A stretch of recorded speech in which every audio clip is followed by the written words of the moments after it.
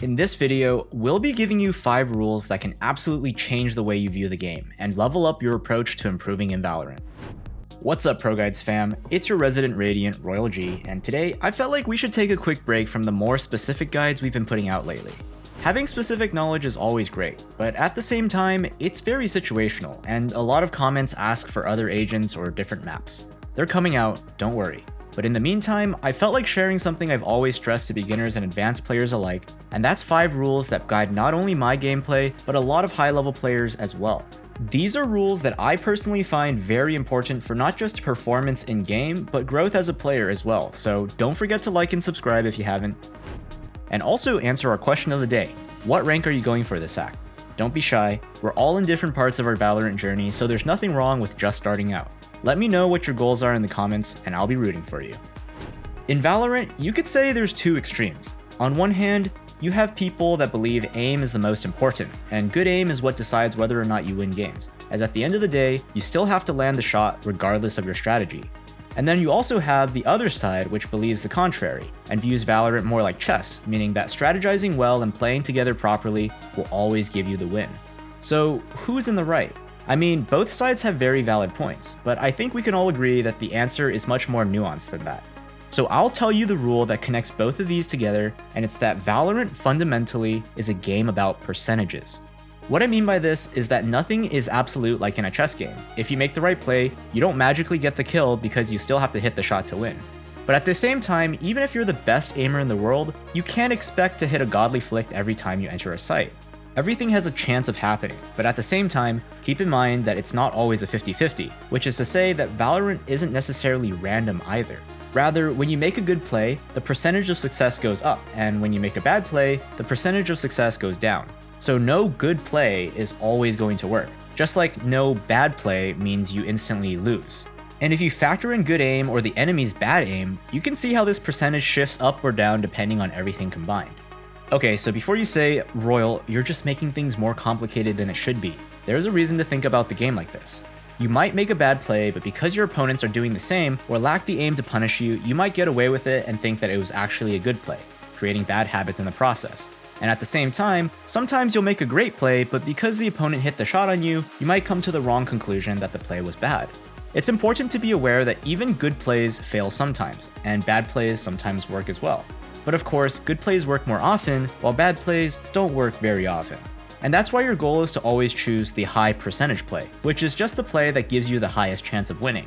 In some cases, that means playing with your team and working together, and in other cases, that might mean taking a 1v1 duel. But of course, just knowing this rule doesn't necessarily help you find the best play in any given situation, which is why coaching is always so valuable for improvement. So if you're trying to improve the right way and learn to analyze the game at a higher level, come visit our website at ProGuides.com, where our Radiant and Immortal level coaches are more than happy to help you evolve your gameplay.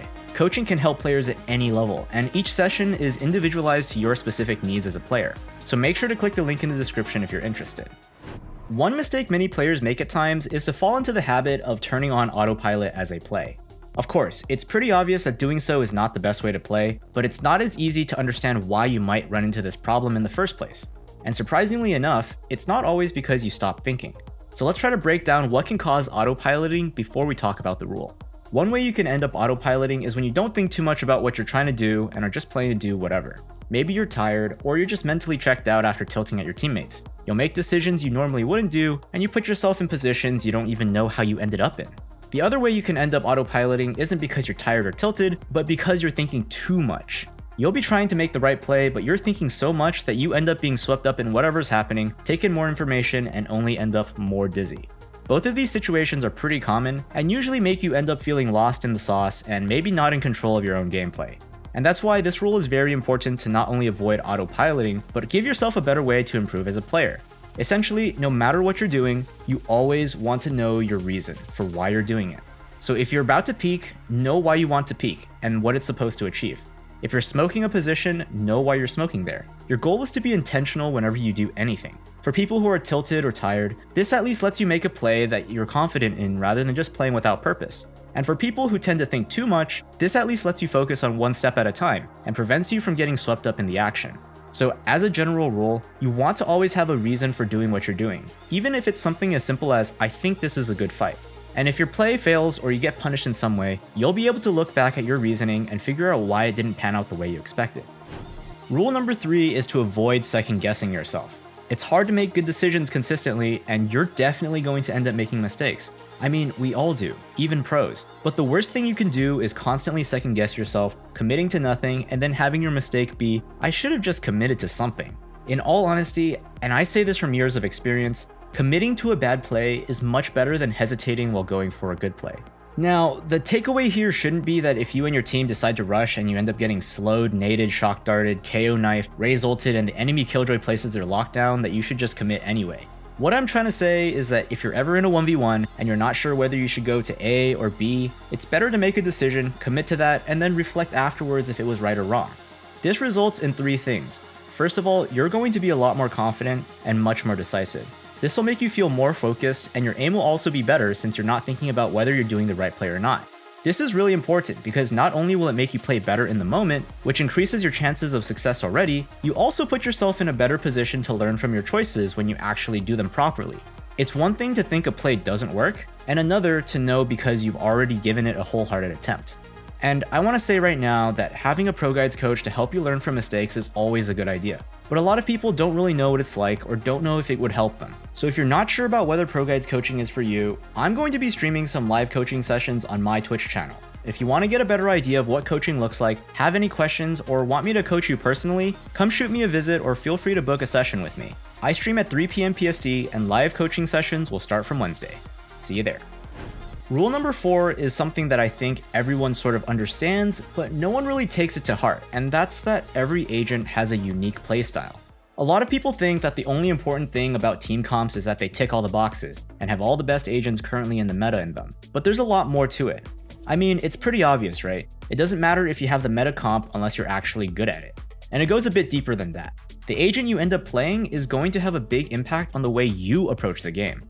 You're going to position yourself differently, you're going to play around your utility in different ways, and you might even be forced to, I know, God forbid, play around some of your teammates in order to use your utility properly. This is something to be noted, especially if you're a player that plays many different agents, especially across roles. If you're a fill player, first of all, you're a real one. Just the other day, I knew I was going to win a rank game because 3 of us were arguing over who would fill Viper and Sova for each other. But also keep in mind that the fill role is extremely difficult. You won't have specific sights or angles that you hold every game, and you're rarely able to position yourself in the same ways game to game. For example, if you're playing a duelist, you often want to be taking really aggressive angles, try to get a pick or destroy some utility, and then get out. Meanwhile, if you're playing an agent like Skye or KO, you want to do the opposite, which is to play close to a corner and play around your flashes. On the other hand, Sentinels would do neither of these because you want to position around your own utility. On Cypher, for example, you would normally want to play around your cage and trip setups because that's what gives you the most value. Of course, I'm not saying that you'll always be doing different things because there's still situations where you'll have a chance to lurk as a duelist or entry as a sentinel.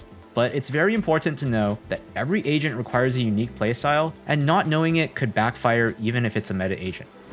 And finally, for our 5th and final rule, we have to talk about the value of a good mentality. And I know what you're thinking. Obviously, a positive mentality is important. Tell me something I don't know. But that's what I'm going to do right now. Tell you about why a good mentality matters more than you might think. And admittedly, it has to do with what happens if you tilt. But I think many of you guys don't realize just how bad tilting is. So if I were to make a bold statement, I would say that a good mentality will take you further in ranked than your mechanical skill. Assuming you're not getting destroyed by a smurfing Reyna.